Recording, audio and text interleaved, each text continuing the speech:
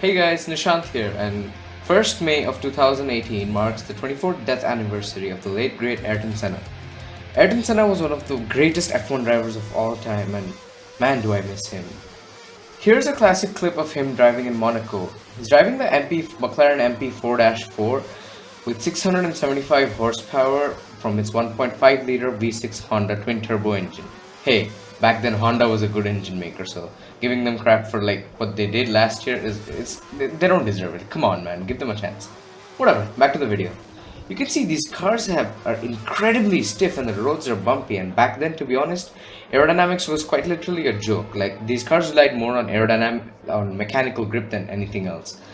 They were like go-karts but on steroids, making that much power, and they were powered by manual transmissions. And I decided to do a little tribute by driving his car in Imola 1994 in Assetto Corsa. Assetto was a great sim, and as you can see, this is a recorded clip, and I'm running 100% boost pressure to simulate qualifying environments.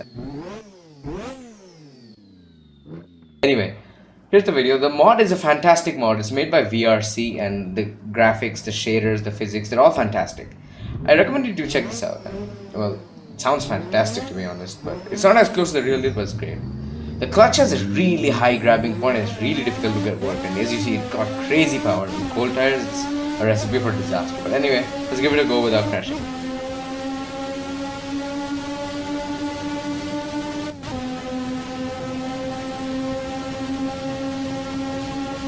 On this stretch of the road, you can reach 300 kilometers per hour, but on cold tires and just starting from the pits on the outlap, it's quite impossible. And you can see aerodynamics not great, and cold tires, well, oversteer and understeer. Well, this car is extremely shortly geared. Like, their gears are like bang, bang, bang, bang. It's really close together, and it makes for a surreal driving experience. These things have decent torque and crazy horsepower. The 1.5-liter V6 was insane, and the brakes, well, they're of the period. They're good, but they're not the best, obviously. And any lack of tire heat or proper aerodynamics means, well, you're gonna lock up. And this car is a beast to drive. Like, my G29 just continuously like shuddering and vibrating from all the bumps and little moments of oversteer, as you can see from the curbs and the bumpy track surface. His death was caused by by broken steering wheel, even though Williams will not ever admit that. But to be honest, I can see where they're coming from, because this track is extremely bumpy.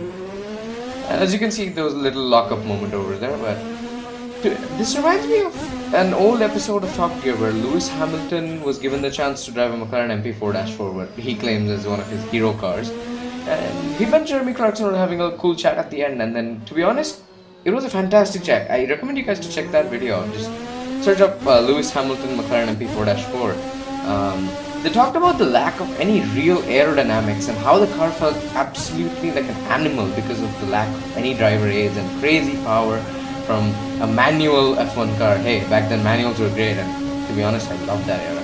As you can see, we're nearing 300 kilometers per hour after Tamburello, and it's really bumpy, and this corner you need to get the braking perfect and turn in as well, otherwise you're gonna understeer. And if it gets dire, you're gonna go straight out, but I managed it somehow.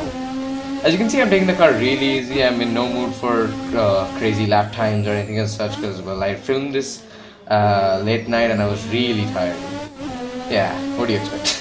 This is a pretty cool lap, and to be honest, the major difference between Imola in 1994 and Imola now is probably this chicane. This is extremely, well, challenging compared to now, and having the car slowed down, especially with, it's extremely twitchy. It loves lift-off oversteer, and, well, again, the chicane, which is extremely, you have to be really patient with your accelerator. As you see, I had a moment of little oversteer over there, and in one of the later practice runs, I spun out. But this was the first time of me driving this car with 100% boost, that is 2.5 bars. So please excuse me for my horrible driving. And as you see, well, understeer straight off. Anyway, these are little practice laps which I decided to do because I really want to get a feel for this car, because I've never really driven this mod. I've driven a previous iteration of this mod, but anyway. There you go, huge lockup and oversteer at the same time. This car is fantastic. Like, it just makes you feel awake. Like, if you had like a bad day, just get on the sim and drive this. Trust me.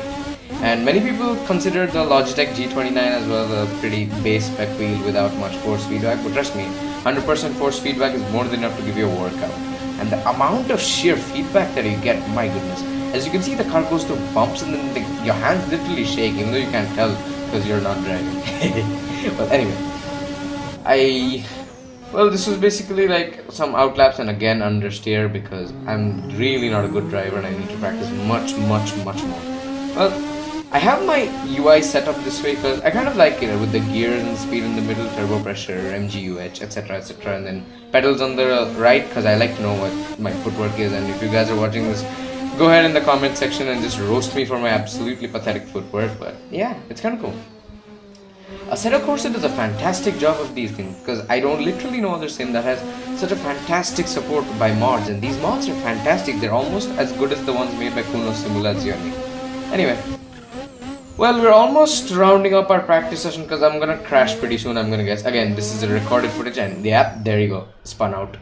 This is why you have to be extremely patient. Now I'm gonna go and get a hot lap in, which is not the fastest, warning, because many people have done it like with 6 or 7 seconds quicker, but I don't really care. I'm here to have fun and this is the first time, and well, enjoy.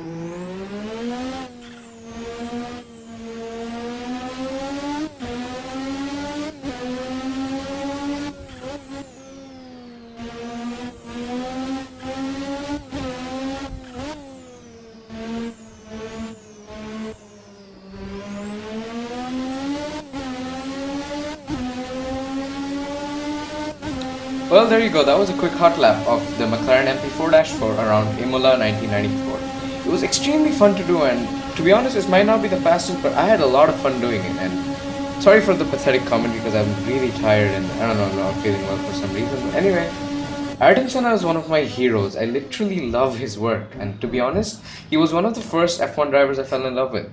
Michael Schumacher was the one who got me into F1, and when I did more research, classic F1 is always more interesting to me because, well, the sheer power they had, the amount of visceral experience that they showed, and they were fantastic to be honest, and they sounded fantastic. Modern cars sound pathetic, and they're quite easy to drive. Hey, I'm a layman, and I have never really driven one, and I'm pretty sure I'm never going to drive one in real life, but like in simulators and what people say, old cars were quite much harder to drive than the current ones, and skill they took was fantastic. And Ayrton Senna is an absolute legend. I watched the movie Senna and was moved by it, and he was a fantastic driver and he was extremely skilled at what he did, and he also had a huge influence on the Honda NSX, which is a JDM icon, and as I like JDM and Porsche, well, it appeals to me.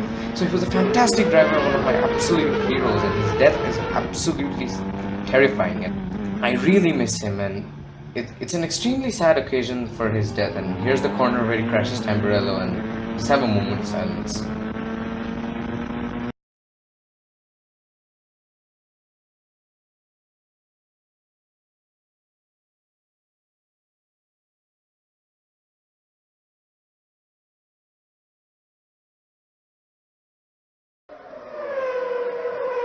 The cause of his death was that the tire hit his helmet, and which pushed his head into the back of the car, which crushed his skull, and some suspension parts went through his head. Anyway, we're gonna miss him, and he will be missed. He was a fantastic driver and absolute hero. Here's some fantastic pictures, and this picture of him washing this NSX, it really moved me. And well, thanks for watching, guys. This has been Nishant, and if you like the video, just leave a like, leave a comment. What do you think, and what should I do? Should I include cameras? Should I include point of view footage? And well, subscribe if you want, and share this video with your friends, because I really want like my work to get noticed, and if I get noticed, I'm gonna make more videos. Thanks for watching, guys. Goodbye.